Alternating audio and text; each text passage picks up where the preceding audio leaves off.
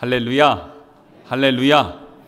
오늘도 이 귀한 예배의 자리에 나와 우리 주님 앞에 영광 올려드리는 우리 성남 가족들, 이 대림절 네 번째 주, 이제 마지막 주를 보내면서 항상 깨어서 우리의 기름등불을 잘 준비하고 또 주님이 다시 오시는 그날 기쁨으로 우리 주님을 맞이하며 영광의 나라, 하나님의 나라에 함께 올라갈 수 있는 그런 우리 성남 가족 되시기를 주님의 이름으로 축복합니다.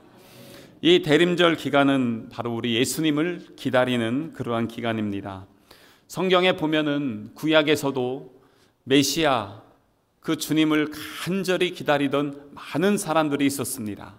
그 기다림을 통해서 우리 예수님은 아기 예수로 성탄하여 주셨습니다. 우리 성탄하신 예수 그리스도 우리와 함께 하시고 또 우리를 위해 십자가에 죽으시고 또 부활하시면서 하늘에 올라가실 때에 이제는 다시 오실 것이다 라고 그렇게 말씀하여 주셨습니다. 그래서 이제 신약 시대를 살아가는 우리 성도들에게는 하나의 소망이 있는데 그것은 바로 다시 오실 우리 주님을 기다리는 그러한 재림의 신앙입니다. 그래서 이 대림절은 우리에게 오신 예수 그리스도께 감사를 드리고 다시 오실 우리 주님을 기대하며 기다리며 기쁨으로 맞이할 주님의 자녀들로 준비되어지는 그러한 시간, 그게 바로 이 대림절의 시간입니다. 신약에 우리 예수님께서 성탄하셨을 때 우리 예수님을 만나면서 너무너무나 기뻐하던 사람들이 있었습니다. 누가복음 2장에 보면은 시몬이라는 사람이 있었는데요, 이 사람에 대해서 성경에서는 이렇게 표현합니다. 의롭고 경건하여 하나님의 위로를 기다리는 자. 항상 그는 준비하고 있었고 이 땅에 오실 메시아를 간절히 기대하며 기쁨으로 우리 주님을 맞이했던 그 사람을 이 시므온을 통해서 보여주고 있습니다. 그 다음에 안나라는 분을 또 소개해주고 있거든요. 아주 어렸을 때 결혼을 했는데 결혼에 실패했어요. 과부가 됐어요. 그 20대 초반의 나이부터 80여 세까지 그 오랜 기간 동안 메시아를 기다리면서 간절히 사모했던 그의 삶을 이 성경에선 보여주고 있습니다. 우리 기독교를 보면 그냥 되어진 게 아니에요. 구약에서도 그렇게 많이 기다렸던 수많은 사람들, 신약에서도 그렇게 우리 주님이 다시 오실 그날을 간절히 기다렸던 그 많은 사람들을 통해서 우리 기독교가 지금까지 이렇게 형성되고 이루어져 왔던 것입니다. 그래서 오늘은 그 다시 오실 우리 예수 그리스도, 재림하실 우리 예수 그리스도, 그래서 베드로 후서에 있는 이 말씀을 통해서 다시 오실 예수님은 어떻게 오실 것이고 또한 우리는 그러면 어떻게 준비를 해야 되느냐, 그것들을 함께 나누려고 합니다. 우리 예수님께서 사도행전 1장에 보면 부활하시고 승천하시면서 너희가 보는 그대로 나는 다시 오리라 그렇게 말씀하셨습니다. 그러니까 올라가시죠. 그것을 그대로 다시 오실 것을 말씀해 주셨던 것입니다. 이것을 직접 본 사람이 누굽니까? 오늘 이 베드로 후서의 저자인 베드로입니다. 예수님의 제자로 첫 부름을 받았습니다. 자기의 모든 것을 내려놓고 주님을 따라갔습니다. 예수님이 하셨던 말씀, 기적, 능력, 영광, 모든 것을 경험했던 사람이 베드로였습니다. 그렇기 때문에 이 베드로는 예수님을 만나고 예수님과 함께했던 그 모든 것, 그게 그의 신앙의 고백이 되었고 결코 흔들리지 않았습니다. 그렇기 때문에 그는 이 베드로 후서를 기록하면서 주변에 있는 믿음의 형제들에게 주님 다시 오십니다. 주님 다시 오십니다. 그래서 우리는 준비해야 됩니다. 라고 그렇게 권면할 수 있었던 것입니다. 근데 왜 이렇게 권면했을까요? 베드로는 사실 절대 믿음이 흔들리지 않지만 이제 그가 얼마 후에 순교를 당하거든요. 그리고 이제 믿음의 자녀들, 믿음의 후손들에게 참 믿음의 신앙을 잘 전수해 줘야 되는데 그들의 신앙을 보니까 염려가 되는 겁니다. 뭐냐면 다시 오실 우리 주님, 재림에 대한 신앙이 무너지고 있는 것입니다. 거기에는 이유가 있습니다. 첫 번째 이유가 뭐냐면 주님이 금방 오실 줄 알았거든요. 그런데 너무 안 오시는 거예요. 주님이 다시 오신다고 했으면 우리 한국 사람들 어떻습니까? 주문하면 음식을 주문하면 바로 와야 되잖아요. 우리나라 그 출신이 우리 조상들이 북방 기마민족이라고 하잖아요. 그래서 우스갯소리로 세계에서 햄버거가 제일 먼저 나온 나라가 우리 그 북방 기마민족이다, 뭐 이런 이야기도 합니다. 왜냐하면 늘 말 타고 다녔거든요. 말 타고 다니면서 말 안장 밑에다가 고기를 갖다 넣어놓은 겁니다. 근데 이게 계속 탁탁탁 하니까 이게 계속 짓이어지면서, 그러면서 이게 판판하게 펴졌어요. 여기에다가 빵을 갖다 싹 얹어가지고 먹던 버릇. 그래서 이 북방 기마민족 통해서 햄버거가 제일 빨리 나왔다. 이 정도로 우리 한국 사람들은 급해요. 그러다 보니까 이 주님이 다시 오신다고 했으면 바로 오셔야 돼요. 우리는 기도하면 바로 응답돼야 돼요. 그런데 그게 안 되거든요. 주님이 다시 오시지 않으니까, 원래 우리가 예수님 믿을 때는 의심에서 확신으로 바뀝니다. 그런데 확신 가운데 있던 이 성도들이 갑자기 확신에서 의심으로 변질되기 시작합니다. 왜요? 주님이 금방 오신다고 했는데 그 말씀이 이루어지지 않으니까 언제 오십니까? 안 오시는 거 아닙니까? 이 주변에 있는 사람들이 그러면서 자꾸 미혹합니다. 오늘 베드로 후서 앞에 3장에 3절을 보면 이런 사람들이 나옵니다. 먼저 이것을 알지니 말세에 조롱하는 자들이 와서 자기의 종욕을 따라 행하며 조롱한다는 것입니다. 조롱한대요. 무엇을 조롱할까요? 4절에 보면 주께서 강림하신다는 약속이 어디 있냐? 조상들이 잔 후로부터 만물이 처음 창조될 때와 같이 그냥 있지 않냐? 그러니까 뭐냐면, 야, 오신다고 했는데 안 오시잖아. 너네 조상들부터 온다고 했는데 그분들 다 돌아가셨는데도 안 오시네? 거짓말이지. 믿지도 마. 그거 다 뻥이야. 이러면서 주님이 다시 오신다는 그 말씀을 계속해서 변질시키고, 그러다 보니까 그 말이 처음에 들으면은 부인하다가 자꾸 들으면 어떻게 되냐면, 그런가? 이러면서 마음이 흔들리기 시작하는 것입니다. 그러다 보니까 나중엔 어떻게 되냐면, 처음에 예수님 믿었을 때 그 믿음의 확신이 있었는데 점점 의심으로 바뀌는 거예요. 시간이 너무 늦다 보니까 그렇게 되는 것입니다. 그런데 보통 이런 얘기하는 사람들이, 저 멀리 있는 사람들이 그러지 않습니다. 보통 누가 해요? 우리 주변에 있는 사람들이 합니다. 우리 가족들, 남편이나 아내가 뭐 교회 나가면 뭐 밥 먹여주냐, 교회 가서 뭐가 그렇게 도움된다고 그러냐, 심지어 어떤 분들은 장로 되고 권사 되니까 교회에서 그럼 월급 얼마 주냐, 막 이러면서 내 주먹을 믿어라, 죽으면 끝이야, 무슨 영생이 있어, 이러면서 별소리를 다 합니다. 다 우리 가족들이나 직장에 있는 사람들이나 주변에 있는 사람들이 그런 이야기를 하는 것입니다. 그러니까 소위 교회가 밥 먹여주냐 이러면서 이제 얘기를 하는 것이죠. 그러다 보니까 믿음이 흔들리는 것입니다. 두 번째 이유가 있습니다. 그게 뭐냐면 환난과 핍박이 너무 힘든 겁니다. 이 베드로도 베드로후서를 쓰고 얼마 후에 하나님의 부름을 받습니다. 로마 광장에서 내가 어떻게 우리 예수님과 똑같이 죽을 수 있겠습니까? 나를 십자가에 거꾸로 매달아 주십시오. 그래서 십자가에 거꾸로 매달려 죽습니다. 그에게는 그런 확신과 소망이 있었습니다.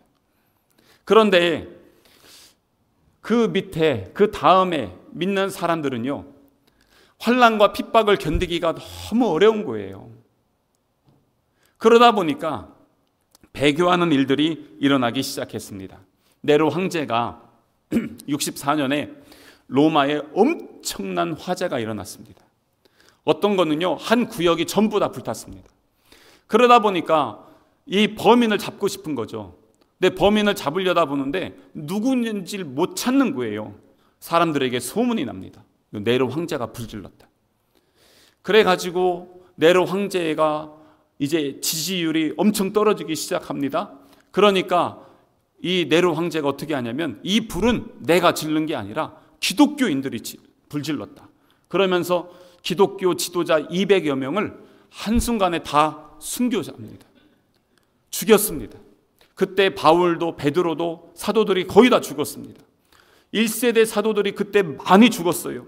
그러고 나면서 그 다음부터 환난과 핍박이 엄청나게 몰려오기 시작합니다.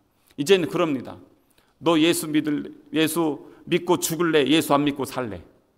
요즘으로 얘기하면은 머리에다 총 딱 대고 너 예수 부인할래? 아니면 예수 끝까지 믿을래?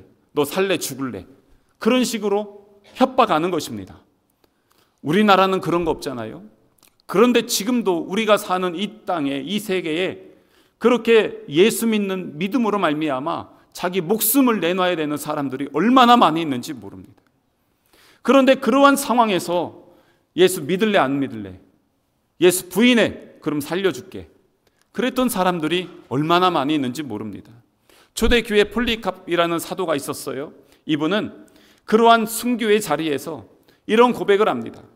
내 평생 80년이 넘도록 주님은 나를 위해서 한 번도 나를 부인하지 않으셨는데 내가 어떻게 우리 주님을 부인할 수 있습니까? 그러면서 그가 그 자리에서 순교를 당하는 그러한 경우들이 얼마나 많이 있는지 모릅니다. 그런데 만만치 않게 예수님을 부인하고 그리고 일상의 예전의 삶으로 돌아간 사람들도 많이 있었던 것입니다. 환난과 핍박 때문에 그런 것입니다. 그렇다면 우리에게도 고민이 생깁니다. 아니, 주님이 그럼 빨리 오시면 되지. 가끔 우리 성도들 만나면 그럽니다. 아, 주님 빨리 오셨으면 좋겠어요. 근데 그런 분들 보면 다 뭐냐면 경제적인 어려움, 질병의 어려움, 환경의 어려움, 너무너무 힘들어서 빨리 죽고 싶은데 죽으면 안 될 것 같고 주님이 빨리 오시는 게 차라리 나을 것 같다. 이렇게 생각하시는 분들이 보통 그런 말씀합니다. 그런데 성경에는 그것에 대한 답을 오늘 우리에게 주고 있습니다. 주님이 늦게 오시는 이유, 8절 보세요. 8절을 보면 사랑하는 자들아 주께는 하루가 1000년 같고 1000년이 하루 같다는 이 한 가지를 잊지 말라. 뭐냐면 우리의 시간의 개념과 하나님의 시간의 개념이 다르다는 것입니다. 우리는 하루, 1시간, 1초, 그래서 365일, 1년 쭉 하면서 시간을 재고 따지거든요. 그런데 성경에 보면 우리 하나님의 시간은 우리의 시간과 다르다는 것입니다. 하나님은 천지의 창조 때부터 마지막 날 심판의 때까지 주는 처음이고 나중이며 알파와 오메가 되시는 분이십니다. 그렇기 때문에 영원하신 분 앞에서 우리의 작은 시간을 센다는 것 자체가 무의미하다는 것입니다. 무드셀라가 969세를 살았어요. 1000년 살았죠. 이 정도 살면 뭐 엄청나게 오래 산 거죠. 그런데 영원의 시간부터 영원까지 그 시간 안에서 1000년을 갖다가 범위를 설정한다고 해봐요. 어떻게 보면 한낮 점과 같은 시간입니다. 우리의 시간의 개념과 하나님의 시간의 개념이 다르다는 것입니다. 그리고 9절을 보세요. 또 다른 이유가 있습니다. 주님이 더디 오시는 이유. 주의 약속은 어떤 이들이 더디다고 생각하는 것 같이 더딘 것이 아니라 오직 주께서는 너희를 대하여 오래 참으사 아무도 멸망하지 아니하고 다 회개하기에 이르기를 원하시느니라. 아멘. 이게 지금 우리 예수님의 마음이에요. 무슨 마음입니까? 우리가 다 회개하고 예수 믿고 구원받기를 원하시는 그런 우리 예수님의 마음인 것입니다. 일부러 늦게 오신다는 거예요. 우리를 지금 기다려 주신다는 거예요. 우리가 왜 더디 오십니까? 하는데 아니야, 나 지금 당장 갈 수 있지만 내가 지금 기다리고 있는 거야. 너희 남편이, 너희 아내가, 너희 가족이 구원받기를 기다리고 있는 거야. 그래서 내가 천천히 가고 있는 거야. 그게 지금 내 마음이야 라는 것입니다. 그게 바로 기다림인 것이죠. 어떻게 보면 그래서 우리가 기다리는 것보다 하나님이 인내하시는 게 훨씬 커요. 탈무드에 이런 얘기가 있습니다. 성경 얘기 아닙니다. 탈무드입니다. 아브라함이 어느 날 집 앞에 앉아 있는데 한 나그네가 지나갑니다. 근데 이 나그네가 그 고된 여정에 너무 피곤하고 지친 거예요. 아브라함이 대접하고 싶었어요. 와서 물도 드시고 음식도 드시고 가십시오. 그래서 물 마시고 쉬고 있을 때 아브라함이 음식을 잘 준비해서 그에게 대접을 합니다. 얼마나 감사했을까요? 근데 이 사람이 이렇게 보니까 아니 음식을 먹으면 기도하고 먹어야 되는데, 아브라함의 관점이에요. 기도하고 먹어야 되는데 그냥 먹는단 말이에요. 아브라함이 이보시오, 아니 음식을 두고 기도하고 먹어야지 왜 그냥 먹습니까? 그랬더니 이 사람이, 아니 저는 이방인이고 그리고 나그네인데 하나님을 믿지도 않는데 제가 굳이 기도해야 될 이유가 있습니까? 그 이야기를 딱 들으니까 아브라함이 하하, 전도해야 되겠다 이래가지고 이제 전도를 합니다. 열심히 전도합니다. 그랬더니 두 사람이요, 논쟁이 붙었어요. 나중에는 이게 싸움이 됐습니다. 아브라함이 성질이 난 겁니다. 막 삿대질을 하면서 당신 같은 놈은 우리 장막에 거할 이유가 없으니까 당장 나가! 그러면서 막 소리 질렀습니다. 그러면 이 나그네는 가만히 있습니까? 내가 더러워서 여기 있냐고 막 그러면서 다시 막 쌍욕을 하고 그러고 나가버렸습니다. 나가고 났는데 잠시 후에 하나님의 천사가 아브라함을 찾아왔습니다. 저기 아브라함아, 아까 그 사람 있잖아. 너한테 보내기 위해서 내가 50년을 기다렸는데 너는 그 한순간도 참아주지 못해가지고 그 사람이 지금 바로 너를 만나서 하나님의 사람이 될 상황에서 지금 네가 그 사람을 버린 건 아니야? 라고 그렇게 말씀하는 거예요. 아브라함이요? 깜짝 놀랐습니다. 근데 이런 경우가 탈무드에만 있을까요? 우리 주변에도 많이 있습니다. 내가 신앙생활 하는데 우리 교회를 갑자기 떠나고 싶을 때가 있어요. 그리고 떠납니다. 그래서 그분들을 만납니다. 아니면 저에게 연락을 주십니다. 근데 왜 그런가 봤더니 하나님에게 시험 들어서 그런 사람은 한 명도 없습니다. 다 누구 때문에 그렇습니까? 주변에 있는 가까운 사람 때문에 그렇습니다. 지금 이 이방인이 기도가 뭔지도 모르는데 내 기준으로 왜 기도하지 않느냐고, 왜 예수 믿지 않냐고, 이제는 뭐라고 하냐면 왜 내 방식대로 하지 않냐고, 신앙생활하는데 왜 예배는 이렇게 하냐, 왜 기도는 저렇게 하냐, 왜 너는 그런 식으로 사냐, 이러면서 하는 얘기가 뭐냐면 다 내 기준이에요. 그런데 그 얘기를 들으면 보통 사람들이 그렇게 하는군요 하면서 그렇게 잘 따라갑니까? 그러지 않아요. 어떻게 합니까? 겉으로는 그래도 속으로는 대부분 아니라고 합니다. 그러면서 그래, 너는 너처럼 너 잘난 대로 신앙생활해, 나는 내가 원하는 대로 신앙생활 할게, 그러면서 나가는 경우가 많이 있습니다.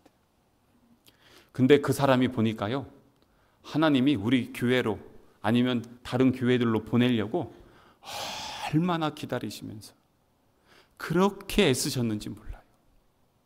근데 그렇게 해서 오신 분, 그래서 그분들이 가끔씩 다른 교회로 가시면 제가 그나마 감사해요. 왜냐하면 계속 신앙생활 한다는 거잖아요. 믿음을 포기하지 않고.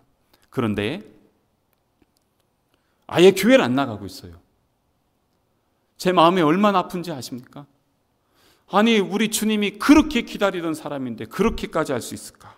그래서 마지막 날에 그런 것들이 다 셈이 된다면 나는 하나님 앞에 어떻게 설 건가?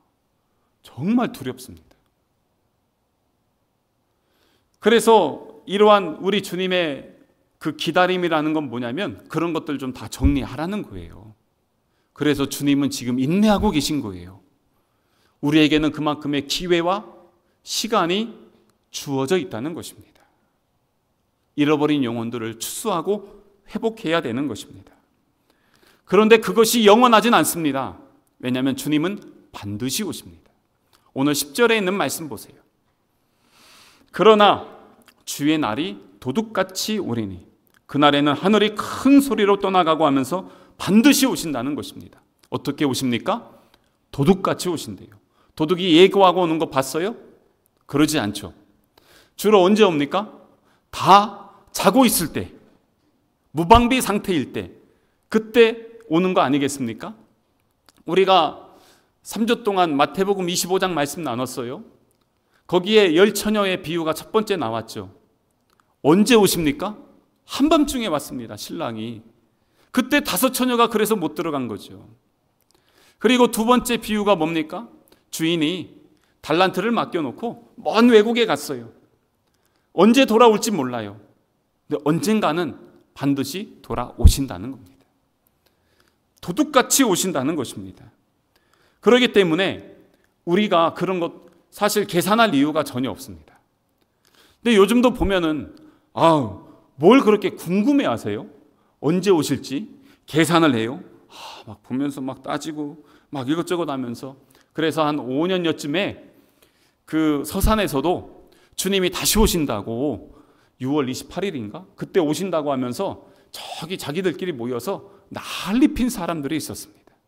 오셨을까요? 안 오셨을까요? 안 오셨습니다. 계산해서 오시는 분이 아닙니다. 근데 이 사람들이 아직도 포기를 하지 않고 있습니다. 지금 수석동에다 교회 건축하고 있습니다. 그래 놓고 열심히 또 전도하고 있습니다. 계속 그러는데 자꾸 미혹되고 빠지는 모습을 보고 있습니다. 그래서 참 안타깝습니다. 이런 사람들 보고 뭐라고 하냐면 이단이라고 합니다. 이런 사람들 언제 오신다 이런저런 얘기하는 사람들 있죠? 무시하십시오. 이단입니다. 전혀 상종하지 마십시오. 그런 거에 현혹될 이유가 전혀 없는 것입니다. 그것 때문에요, 그런 사람들이 자꾸 그러다 보니까 우리에게도 부작용이 있어요. 그게 뭐냐면, 여러분, 반드시 주님은 다시 오시는데 그냥만들이 맨날 오십니다 했다가 안 오시고, 오십니다 했다 안 오시고, 그것만 여기 서산에 있는 그냥반들 3번이나 있는데 안 왔거든요. 근데 지금도 계속 그런단 말이에요. 그러니까 뭐냐면 이제는 자기들끼리나 주변 사람들에게 이런 믿음을 줍니다. 오신다고 했는데 안 와. 오신다고 했는데 안 와. 이러면서 우리에게도 재림신앙이 자꾸 무뎌지는 거예요. 믿지 않는 사람들도 그렇지만 믿는 사람들에게도 저 사람들 저렇게 난리펴도 안 오시는데 뭐 얼마나 오시겠어? 이런 마음들이 은연중에 들어올 수 있다는 거예요. 성도들의 그 재림의 신앙을 무너뜨리는 것입니다. 잘못된 겁니다. 오늘 주님이 말씀하시는 이것 보면요, 반드시 오신다는 것입니다. 게다가 영광 중에 오신다는 것입니다. 그래서 주님이 다시 오시는데, 그렇다면 우리는 어떻게 준비를 해야 되느냐, 이게 중요하지 않겠어요? 8절을 다시 한번 보세요. 아까 제가 말씀드리면서 우리의 시간 개념과 하나님의 시간 개념이 다르다고 했죠. 그러니까 우리가 주님이 다시 오실 그날을 준비할 때는요, 시간에 매이면 안 돼요. 언제 오실까 그걸 가지고 고민할 이유가 없어요. 근데 고민하지 않는 사람들의 특징이 있습니다. 마태복음 25장에 10처녀 중에 5처녀 있었죠. 5처녀는요, 잔치에 참여한 이 5처녀는 기름을 충분히 준비해 놨어요. 기름이 충분히 준비되면 신랑이 오늘 올지 내일 올지 몰라도 그것 때문에 시간에 매이지 않아요. 성령의 기름이 충만하고 은혜의 기름이 충만하고 천국의 소망의 기름이 충만하면 매이지 않습니다. 언제 오실지 그거 필요 없습니다. 달란트를 맡은 자가 오늘도 충성히 일하고, 그래서 달란트를 계속 남기려고 열심히 일하는 사람들은 주인이 언제 오시든지 상관없어요. 제가 그때 무슨 말씀드렸어요? 주인이 오시는 그날이 그들의 고된 삶의 마지막 날입니다. 그 이익을 남기느라고 매일 새벽부터 나가서 일하고 밤늦게까지 충성하고 그렇게 힘들게 사는데 주인이 오면 결산하잖아요. 결산하면 끝이에요. 근데 그날까지는 충성하며 사는 거예요. 그러니까 주님 다시 오시는 그날까지 열심히 그냥 사는 사람들, 믿음의 생활하는 사람들은 시간에 매이지 않습니다. 그래서 우리가 그렇게 시간에 매일 이유가 전혀 없는 것입니다. 그리고 9절을 다시 한번 보면요, 주님이 더디 오시잖아요. 그게 축복이에요. 오늘 우리에게 그 기회와 시간을 준다는 것.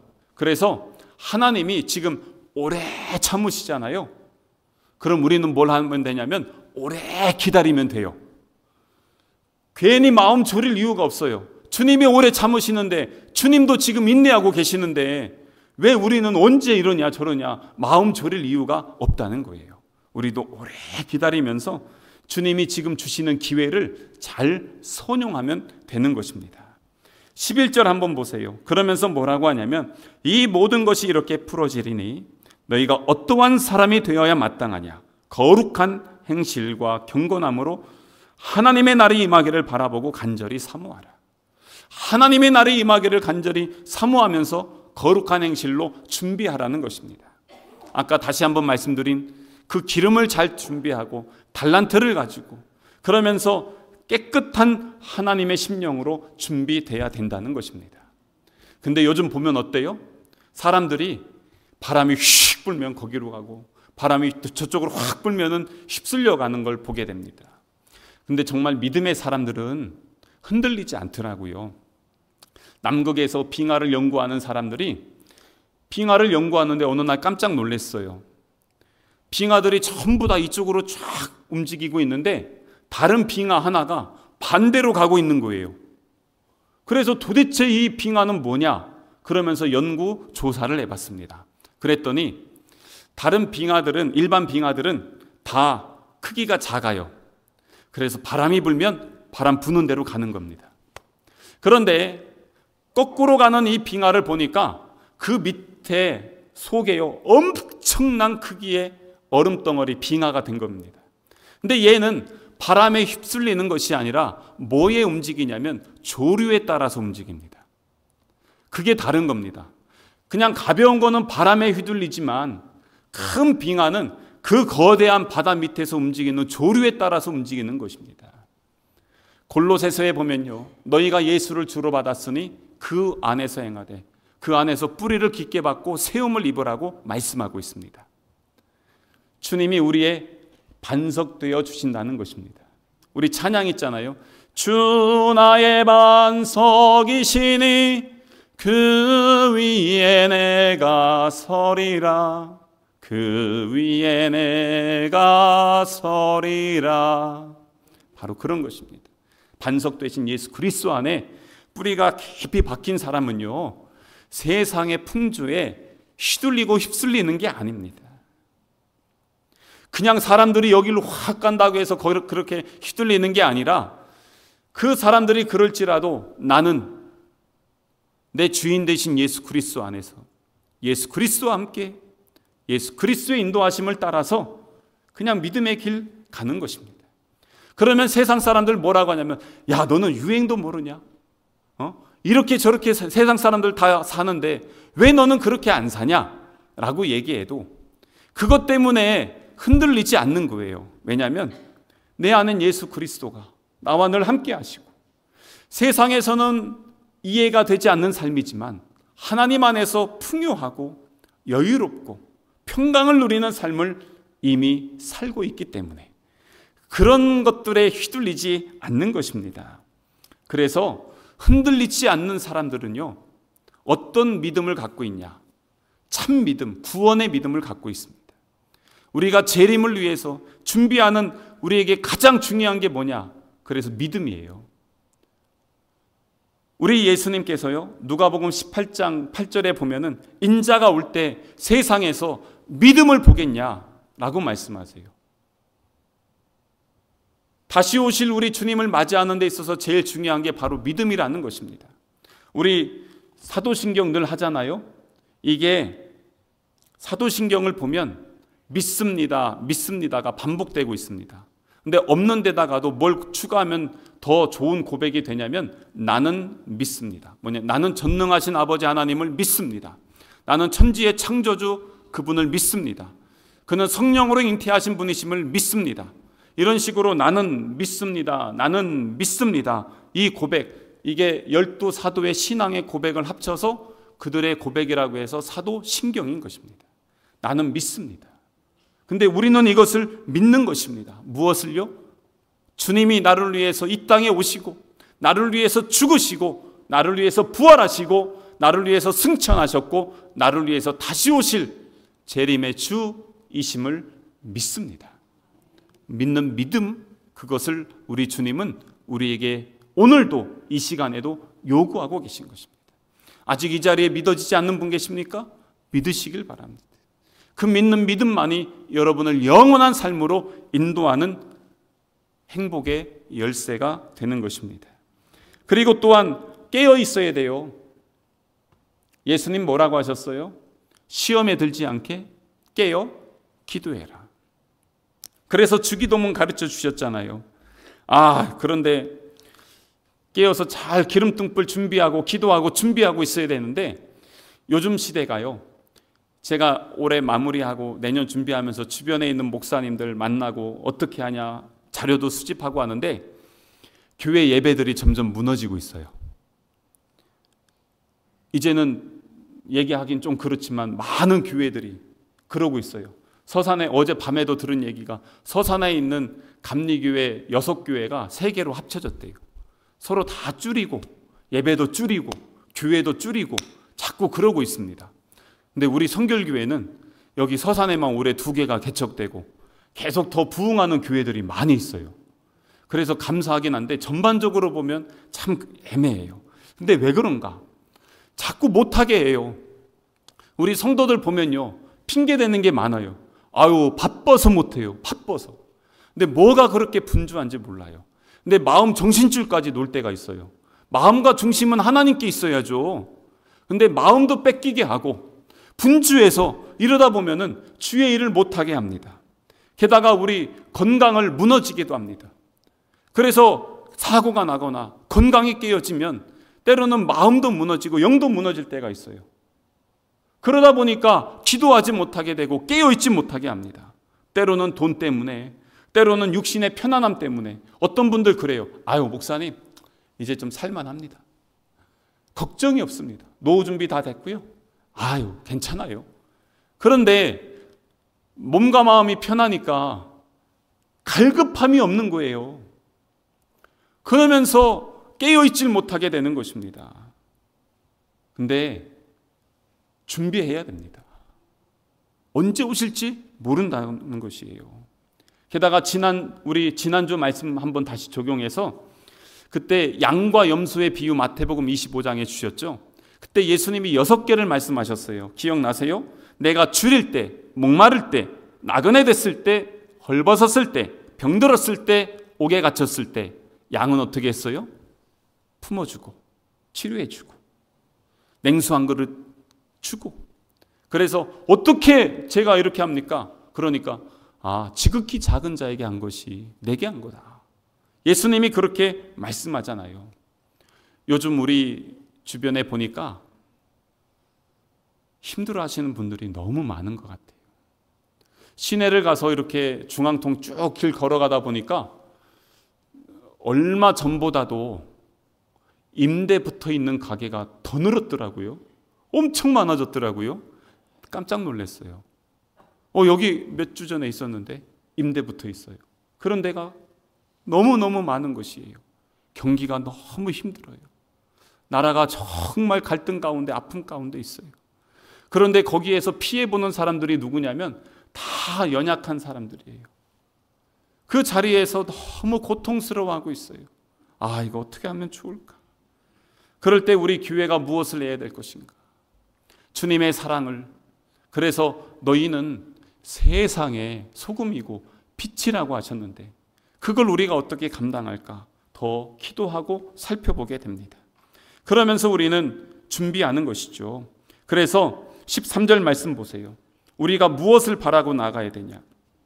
13절에 보면 우리는 그의 약속대로 의가 있는 곳인 새 하늘과 새 땅을 바라보도다. 아멘. 그렇습니다. 제가 이거 할 때마다 좀 화나는 게 있어요. 뭐냐면 새 하늘과 새 땅이 뭐냐면 신천지예요. 새 하늘과 새 땅, 신천지. 근데 이거 저놈들이 뺏어가가지고 저놈들이 자꾸 그러니까 교회에서 이 얘기를 잘 못하는 거예요. 진짜 우리가 소망하는 게 그건데, 우리 건데 괜히 저놈들 때문에 그러는데요. 새 하늘과 새 땅을 어떻게 해야 된다고요? 바라본다는 것입니다. 그래서 딱 기준이 있잖아요. 100m 달리기 할 때 골인 지점이 딱 보이면 달려가는데 딴 데로 가지 않잖아요. 믿음의 사람 어디 봅니까? 새하늘과 새 땅을 바라보는 것입니다. 오직 주만 바라봅니다. 그래서 14절 보세요. 그러므로 사랑하는 자들아, 너희가 이것을 바라보나니 주 앞에서 점도 없고 흠도 없이 평강 가운데서 나타나기를. 힘쓰라는 것입니다. 새하늘과 새 땅을 바라보면서. 그래서 마지막 날을 준비하는 주의 자녀들에게 주시는 그러한 권면의 말씀인 것입니다. 사랑하는 성도 여러분, 노후 준비 잘 되셨어요? 그것 때문에 얼마나 열심히 일하고 막 합니까? 그래서 이제 어느 정도 준비되셨어요? 더 잘 준비해야 될 게 있어요. 영생 준비예요. 노후 준비 암만 잘했는데 주님 부르셨는데 영원한 삶을 누리지 못하면 그거는 갖고 갈 수 있는 것도 아니잖아요. 영생을 준비해야 돼요. 그래서 지혜로운 인생은 하나님의 나라를 준비하기요. 그래서 오늘 이 땅에서 나에게 주어진 하루하루의 삶을 소중하게 여기면서 기름등불을 예비하고 그 주신 달란트를 잘 활용하면서 연약한 자, 소외된 자, 넘어진 자 살펴가면서 하나님의 나라를 이루어가는 사람이 바로 우리 주님이 기뻐하시는 믿음의 사람인 것입니다. 주님이 다시 오실 그날 멀지 않았습니다. 깨끗한 심령으로 함께 나뿐만 아니라 우리 모든 가족들이 주의 나라에 손에 손을 잡고 함께 걸어갈 그날을 소망하며 믿음의 길 포기하지 않고 주님 바라보며 나아가는 우리 성남 가족 되시기를 주님의 이름으로 축복합니다.